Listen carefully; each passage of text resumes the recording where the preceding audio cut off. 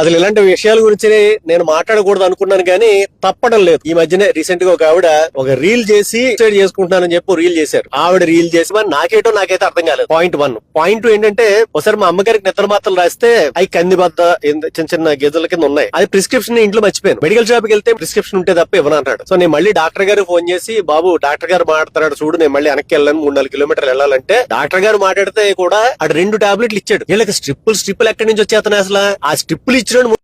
Hello everyone. So నేను కూడా యాక్చువల్గా మాట్లాడకూడదు అనుకున్నాను. సార్ చెప్పింది అక్షరాల సత్యం. యాక్చువల్గా అందరినీ టాబ్లెట్స్ ఎలా ఇస్తారో తెలీదు. ఇట్స్ ఓకే, ఆ టాపిక్ గురించి నేను మాట్లాడదలుచుకోలేదు.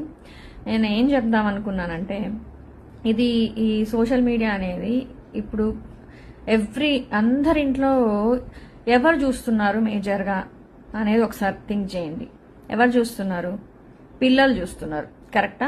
సో ఇప్పుడు 90%, నేను 70 to 90% మదర్స్ ఫోన్స్ ఎవరి దగ్గర ఉంటాయి?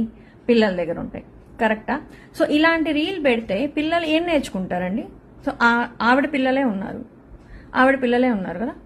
సో వాళ్ళు చూస్తుంటారు కదా, వాళ్ళకి ఏం నేర్పిస్తున్నాం మనం? మీకు ప్రాబ్లమ్స్ ఉన్నాయి కాదని లేదు, చెప్పడం ఈజీ, నేను కూడా ఒప్పుకుంటా. చెప్పడం చాలా చాలా చాలా ఈజీ, భరించే వాళ్ళకే నొప్పి తెలుస్తుంది. కానీ మనం దేవుడు ఒక లైఫ్ ఇచ్చారు. మీరు ఒక ఇన్ఫ్లుయెన్సర్ అనే పేరు పెట్టుకొని ఇలా చేయడం అనేది తప్పు కదా. అవతల వ్యక్తికి కూడా నేను చెప్తున్నాను, ఇలా గుచ్చి మాటలు వద్దు. వాట్ ఎవర్ ఇట్ ఈస్, కర్మ డెఫినెట్లీ కమ్స్ బ్యాక్. అది ఎవరికైనా అది తప్పదు, ఎవరైనా ఫేస్ చేయాల్సిందే. సో ఈ కాన్సిక్వెన్సెస్ అనేవి నీ తప్పు చేసి ఉండొచ్చు, చేయకపోయి ఉండొచ్చు. చెయ్యలేదా ధీమాగా ఉండండి. వేరే వాళ్ళు ఇప్పుడు ఎవరేమనుకుంటే ఏంటి? ఇప్పుడు నేను కూడా సమ్ టైమ్స్ నాకు అనిపిస్తాయి, ఒక కోట్ నచ్చుతుంది కర్మ గురించి పెడతాను, ఇమీడియట్గా ఇంకొక ఆమె నాకు మెసేజ్ పెడుతుంది, ఐ ఆల్సో ఫేస్ దిస్. అంటే ఏంటి, ఇది నా గురించేనా? అంటే if you feel like that, నీ గురించే అంతే. I won't reply. నేను ఒకటే చెప్తా, నువ్వు అలా చేసావా, చేస్తే నీకే, otherwise not for you. So నేనేం చెప్తానంటే, పిల్లల గురించి కొంచెం ఆలోచించండి. సోషల్ మీడియాలో ఏమన్నా పోస్ట్ చేసేటప్పుడు దయచేసి కొంచెం ఆలోచించి పోస్ట్ చేయండి. ఇలాగా ఈ పోస్ట్ పెడితే ఎంతమంది చూసుంటారు, ఎంతమంది పిల్లలు చూసుంటారు? అసలు మీరు ఏం నేర్పించాలనుకుంటున్నారు పిల్లలకి? ఆల్రెడీ ఈ దరిద్రమైన ఓటీటీలు ఇవన్నీ, అసలు మొబైల్, వాళ్ళకి పిచ్చి సినిమాలు, అసలు వాళ్ళకి ఆల్మోస్ట్ ఒక ప్రాపర్ లైఫ్ అనేది లేకుండా పోతుంది. పేషెన్స్ అనేది చాలా వరకు అందరికీ తగ్గిపోయింది.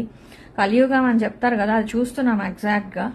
బట్ నేను చెప్పొచ్చేది ఏంటంటే, మనం కంట్రోల్ చేయదలుచుకున్న వాళ్ళకు, అట్లీస్ట్ మన చేతిలో ఉండే వరకు దయచేసి కంట్రోల్ చేయండి. ఇట్లాంటివి మీరు లైవ్లో పోస్ట్ చేయొద్దు.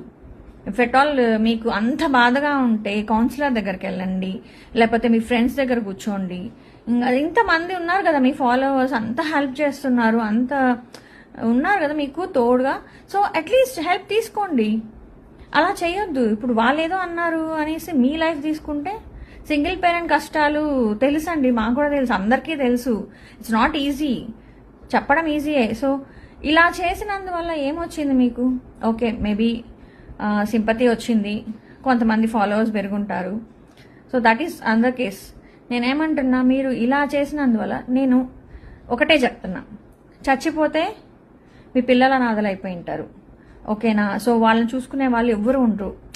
అది మీరు అక్కడ ఎక్కడుంటారో పైన ఉంటారు అంటారు కదా, ఆ పైనుంచి చూసి మీరు ఎంత బాధపడాలి అంత బాధపడాలి. ఒకవేళ చావకుండా బతకకుండా మధ్యలో గాన ఉండుంటే ఏంటి పరిస్థితి? ఓకే కదా, నేను చెప్పేది మీకు అర్థమవుతుందా? మధ్యలో అంటే ఇప్పుడు ఏదో ఒకటి, అది సైడ్ ఎఫెక్ట్ వల్ల మీకు ఏమన్నా కొంచెం ఇదయ్యేసి దేవుడి దగ్గర అవ్వకూడదు. నేను చెప్తున్నా, ఎవరికైనా నెక్స్ట్ టైం మీరు తీసుకునేటప్పుడు కొంచెం ఆలోచించండి.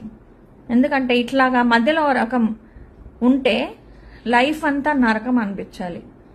మీకు చేసే వాళ్ళు లేక, మీ పిల్లలకి చేసే వాళ్ళు లేక, ఇట్ ఈస్ టూ హారిబుల్. రియాలిటీలో ఉండండి దయచేసి. నేను చెప్తున్నాను కదా, రియాలిటీలో ఉండండి. ఎవరో ఏదో అన్నారనేసి ఇది too much. So please act wisely and responsibly first of all. ఇంకొకటి ఏంటంటే, చదువుకున్న వాళ్ళైతే ఇలాగా చేయొద్దు, దయచేసి చేయొద్దు. ఇంకొకటి ఏంటంటే అది రియల్ అయి ఉండొచ్చు అవ్వకపోయిండొచ్చు for all the followers and who are taking advantage of this issue ఏం చెప్తున్నానంటే రేపొద్దున వాళ్ళు వచ్చి హాయ్ ఇదంతా తూచ్ మేము ఫ్రెండ్స్ అంటే మీరు అందరు ఎక్కడ పోతారు? సో నేనేం చెప్తున్నానంటే సపోర్ట్ చేయండి, బట్ ఓవర్ రియాక్ట్ అవ్వద్దు ఎవరు కూడా. ఇది సోషల్ మీడియా.